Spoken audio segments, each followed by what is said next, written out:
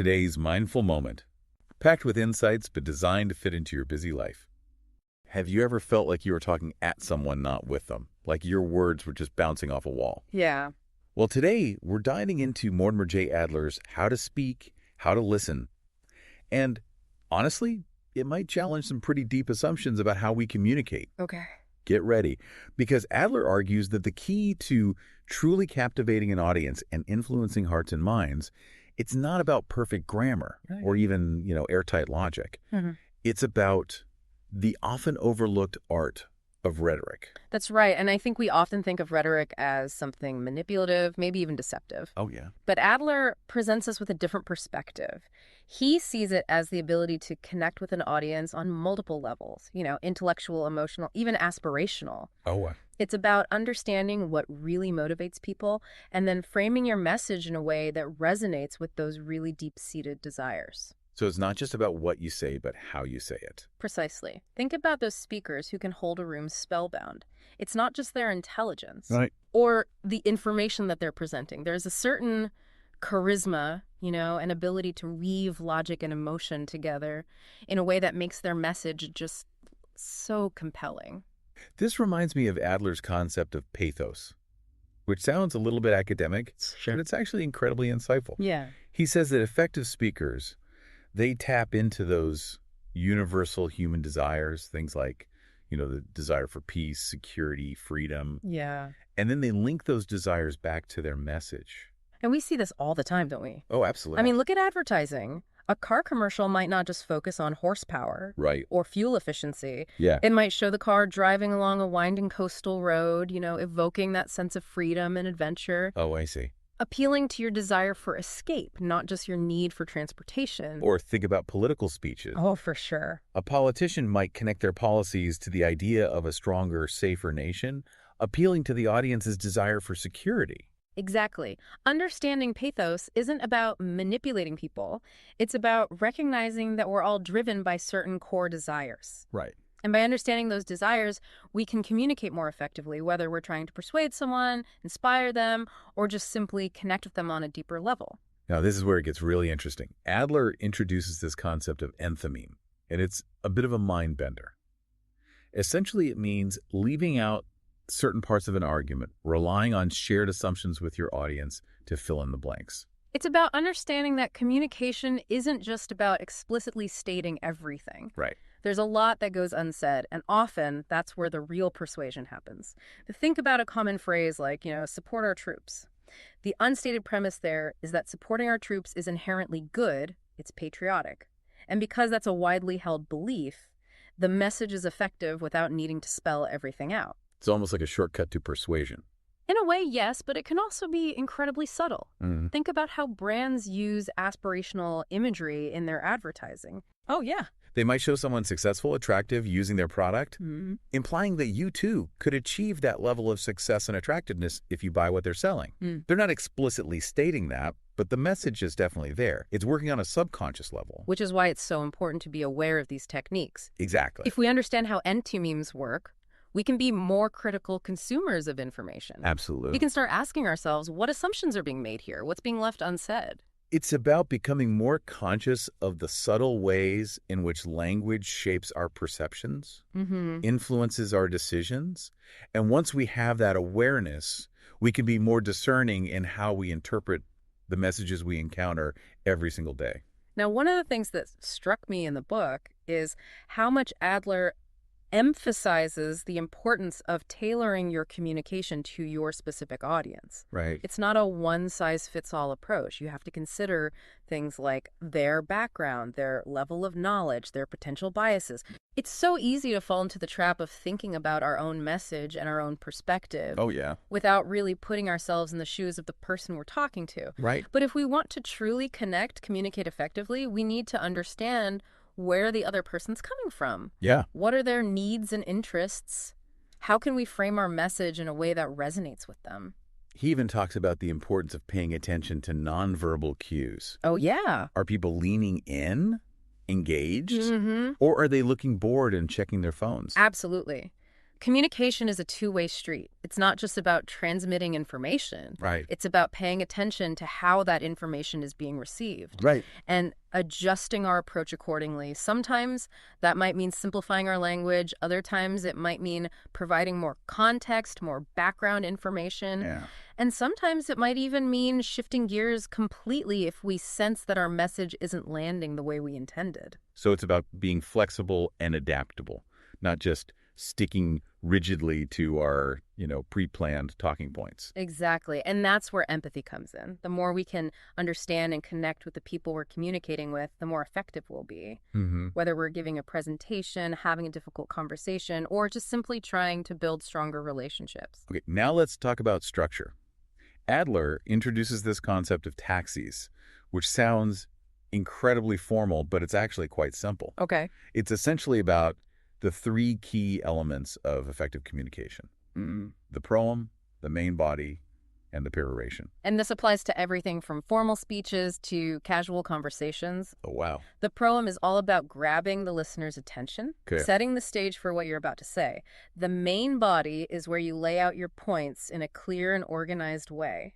And the peroration is that powerful closing statement that leaves a lasting impression. He even suggests that a casual dinner conversation can benefit from this kind of structure. And he's right. Think about it. If you're trying to have a meaningful conversation with someone, it helps to have a clear starting point. Right. A sense of direction, and a satisfying conclusion. It doesn't mean you have to be rigid or formulaic, but having a basic framework can actually make the conversation more engaging, more enjoyable for everyone involved. He tells this great story about a friend who uses a simple but clever technique to elevate dinner party conversations. Oh, yeah. At the beginning of the meal, the friend throws out a thought-provoking question, something that sparks genuine interest and discussion. Uh-huh. Then throughout the evening, people naturally weigh in with their thoughts and perspectives, Okay. creating a dynamic and stimulating conversation that goes beyond the usual small talk. It's a brilliant example of how even casual conversations can benefit from a bit of structure. Yeah. A little bit of intention. By setting the stage with an engaging question, you're inviting people to participate on a deeper level, creating a space for genuine intellectual exchange and connection. And I love how Adler ties this back to the idea of being a good host. It's not just about providing good food and drinks.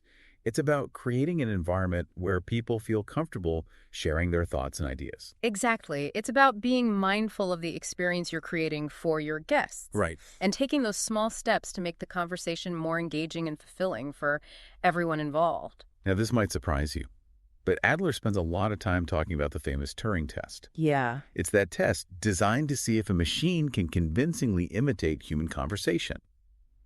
And it might seem a bit out of place in a book about speaking and listening, but it actually makes a lot of sense. It does, because what the Turing test highlights is that genuine human conversation goes far beyond simply processing information. Right. It's about nuance. It's about empathy. It's about shared experiences. It's about that intangible spark of connection that makes us human. And Adler argues that even the most advanced AI, even a machine that could perfectly mimic human language, would still lack that essential human element. There's a certain depth of understanding. Yeah. A shared history, a context that informs our conversations in a way that machines, at least for now, simply can't replicate. And I think that's what makes human conversations so valuable, so worth cherishing. It's about that sense of shared humanity, that feeling of being truly understood that we can only get from interacting with other human beings. Precisely. And that's something worth protecting. Yeah. Worth nurturing in a world that's increasingly dominated by technology. Speaking of technology, Adler doesn't shy away from discussing the challenges of communication in our modern age. No, he doesn't. He talks about how specialization and the fragmentation of knowledge have made it harder to find that common ground, that shared vocabulary of ideas that used to make communication easier. And yet now, more than ever, it's crucial that we make the effort to understand each other, to be patient with different perspectives, and to build those bridges of understanding. We need to remember that even when we disagree, we're all part of the same human conversation. You know, it's interesting. Adler draws a parallel between effective speaking and teaching. Oh, interesting. He argues that the best lecturers, even those presenting on highly technical subjects, they need a touch of showmanship. That's right. It's not enough to just be an expert in your field. Right. Right. You have to be able to convey that knowledge in a way that's engaging and even, dare I say, entertaining. He even compares a skilled lecturer to a good actor, someone who can hold the audience's attention, Right. build suspense, and deliver information in a way that's both memorable and impactful. He uses this wonderful anecdote about a French scholar who was invited to lecture at a university. Okay. The scholar was appalled when he learned he was expected to deliver 12 lectures a week. Wow. He's like, at the Collège de France, I rarely gave more than one lecture per week Yeah. because it took that long to truly prepare. That story really highlights the level of dedication, the craftsmanship that goes into delivering a truly effective lecture. It's not about simply reciting facts and figures. Right. It's about crafting a narrative, building an argument, and connecting with your audience on an intellectual and an emotional level. And Adler really emphasizes the importance of respecting your audience. He cautions against talking down to them, no matter how complex the subject matter. Absolutely. He says it's far better to risk going over their heads than to bore them with information they already know. It's about challenging your audience. Right. Pushing them to expand their understanding and trusting them to keep up with you. After all, the goal of any good lecture is to inspire further learning, further exploration. Now, when it comes to listening, Adler has some really interesting things to say about note-taking. He argues that the goal shouldn't be to passively record everything the speaker says. Right. Instead, your notes should reflect what you're doing with your mind as you listen, the connections you're making, the questions that are arising. Your notes become a record of your own intellectual engagement with the material. Yeah. A way of tracking your own thought process as you grapple with new ideas. And he stresses that taking notes is just the first step. The real work comes afterward. Yeah. When you have the chance to reflect on what you've heard, make connections to other things you know, and formulate your own opinions. It's about taking those raw notes and turning them into something meaningful, something that can deepen your understanding and inform your own thinking. One of the things I found particularly insightful is Adler's discussion of the inherent limitations of language. He points out that it's almost impossible to use important words in a way that everyone will understand in exactly the same way. We all bring our own baggage to our interpretations, Right. our own experiences, our own biases. Yeah. And even when we're using the same words, we might not be speaking the same language, so to speak. He talks about how in the past, people had a more common literary heritage, Yeah. a shared vocabulary of ideas. That made communication easier. But today, with increasing specialization, the fragmentation of knowledge, it's become more challenging to find that common ground. It's a reminder that effective communication requires patience, Yes. empathy, and a willingness to bridge those gaps in understanding. We need to be aware of our own assumptions, be open to different perspectives, and be willing to clarify our meaning when we sense that we're not being understood. Now, when it comes to those more impersonal conversations, those mind-to-mind exchanges of ideas, Adler emphasizes the importance of emotional control. It's not about suppressing our emotions entirely, Right. but it's about keeping them in check so they don't derail the conversation. It's about recognizing that emotions can cloud our judgment. Yeah. And make it difficult to engage in a rational, productive exchange of ideas. She offers some really practical advice for having more effective conversations, both personal and impersonal. For example, he stresses the importance of choosing the right time and place, being clear about the purpose of the conversation, and selecting the right people to have it with. So often we just jump into conversations without thinking about these basic elements. Oh, yeah. And then we wonder why things go off the rails. He also cautions against discussing things that are purely matters of taste Right. or personal preference. Right. There's no point in arguing about whether chocolate is better than vanilla. Exactly. Focus on those areas where you can have a genuine exchange of ideas and perspectives. It's about recognizing that not all conversations need to lead to agreement or resolution. Sometimes the value lies in the process of exploring different viewpoints and expanding our understanding of the world. He also reminds us that listening is just as important as speaking, Right. perhaps even more so. Yes. Avoid listening only to yourself, Right. waiting for your turn to speak instead of truly absorbing what the other person is saying. Good listening requires active engagement, Yes. empathy, and a genuine desire to understand the other person's point of view. He even offers some very specific tips, like listening carefully to a question before answering it. Yeah. Avoiding interrupting, even if you think you know what the other person's going to say. And being polite, but not too polite, meaning don't hold back from expressing your own thoughts and opinions just because you're afraid of causing offense. It's about finding that balance between respect and authenticity, Yes. between being open to different perspectives, but being true to your own convictions. Now, shifting gears a bit, Adler devotes a significant portion of the book to discussing seminars as a distinct form of learning and intellectual exchange.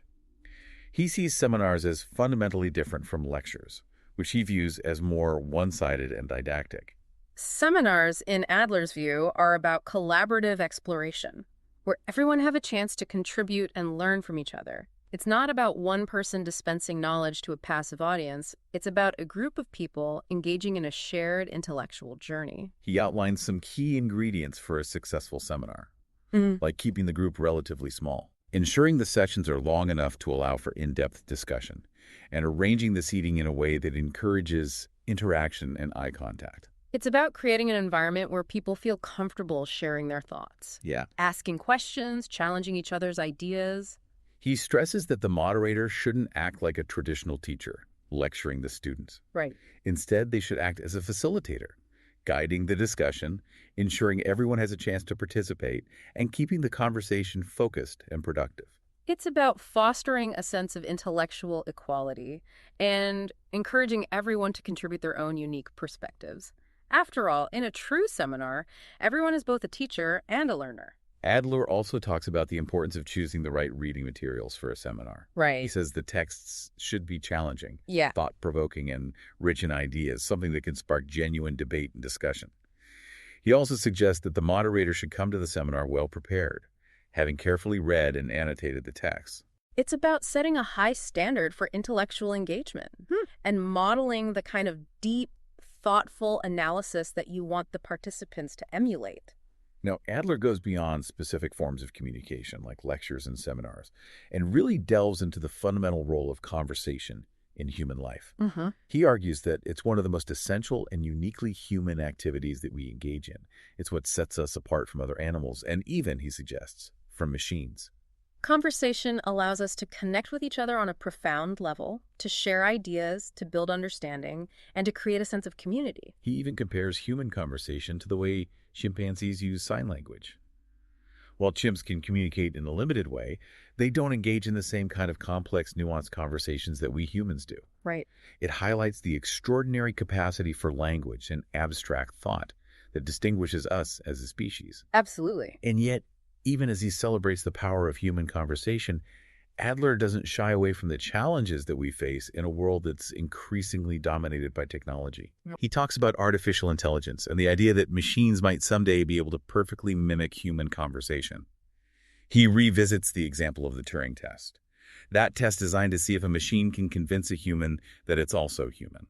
It's a fascinating thought experiment that raises profound questions about the nature of intelligence, of consciousness, and what it truly means to be human. Adler argues that even the most advanced machines, even those that could pass the Turing test, would still lack the immaterial element of the human intellect, that spark of consciousness that allows us to engage in truly meaningful conversation. It's a bold claim. Yeah. And it goes to the heart of what makes us unique as a species. He concludes by saying that conversation is essential for preserving the distinction between humans and both brutes and machines. It's a powerful reminder of the unique power of language and the importance of nurturing those human connections that conversation makes possible. It's fascinating how Adler brings all this back to practical advice for, everyday conversations. Yeah. He cautions against trying to have a serious conversation with someone who's, clearly closed off to the topic. Yeah. He's like, it's just, Yeah. it's a recipe for frustration for both parties. Sometimes it's better to just recognize when conversation's unproductive and simply move on. Absolutely. He also provides some specific tips for navigating those impersonal conversations. Those exchanges of ideas where the goal is to gain a deeper understanding of the subject matter. Yeah. He suggests breaking down complex topics into smaller, more manageable chunks, making sure everyone's on the same page before moving forward.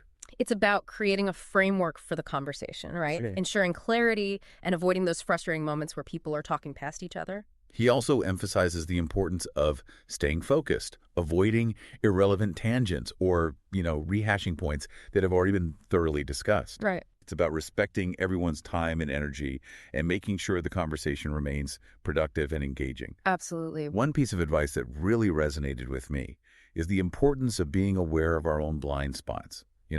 Those areas where we lack knowledge or understanding. It's about approaching conversations with humility, recognizing that we don't have all the answers. And being open to learning from others, even those with whom we might disagree. He also encourages us to be mindful of the assumptions we bring to a conversation and to make those assumptions explicit. Yeah. This helps avoid misunderstandings and ensures that everyone is operating from a shared understanding. It's about transparency and creating a foundation for honest, open dialogue. Now it's impossible to talk about communication without acknowledging the emotional dimension, right? Adler stresses the importance of being aware of our own emotions and managing them effectively, especially in those challenging conversations where things can get heated. Yeah. It's about not letting our emotions hijack the conversation and derail us from our intended purpose.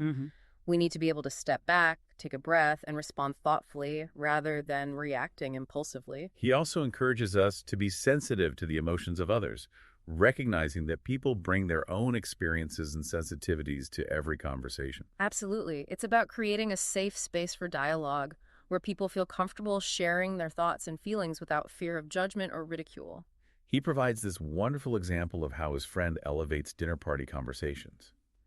Instead of the usual small talk, his friend throws out a thought-provoking question at the beginning of the meal and invites everyone to weigh in throughout the evening. It's a brilliant way to create an atmosphere of intellectual curiosity and engagement.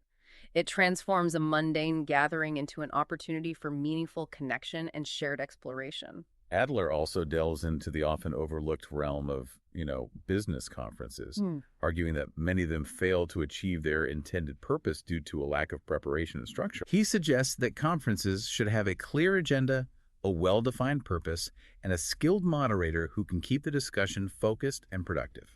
It's about recognizing that even in a professional setting, effective communication requires thoughtfulness and intentionality. It's not about simply going through the motions. It's about creating an environment where ideas can be exchanged, collaborations can be formed, and progress can be made. Adler ultimately concludes by emphasizing the profound importance of conversation in our lives. He reminds us that conversation isn't just about exchanging information. It's about fostering human connection, building understanding, and creating a sense of shared meaning. It's a reminder that we are, at our core, social creatures who thrive on interaction and connection. Conversation is the lifeblood of our communities, our relationships, and our very humanity. So what does this all mean for you? Adler challenges us to be more intentional about our conversations. Are we truly listening? Are we asking the right questions? Are we creating spaces for genuine dialogue and understanding? This deep dive has only scratched the surface. I encourage you to pick up Adler's book and continue exploring the art of conversation. Your relationships, your work, and your very sense of self will thank you. And remember, mindful communication isn't just about being a better speaker. It's about fostering genuine connection, empathy, and understanding. It's about building a world where we can truly listen to each other and engage in those meaningful conversations that make life richer and more fulfilling. I couldn't agree more. If you enjoyed this deep dive, be sure to subscribe and share it with a friend who loves a good conversation.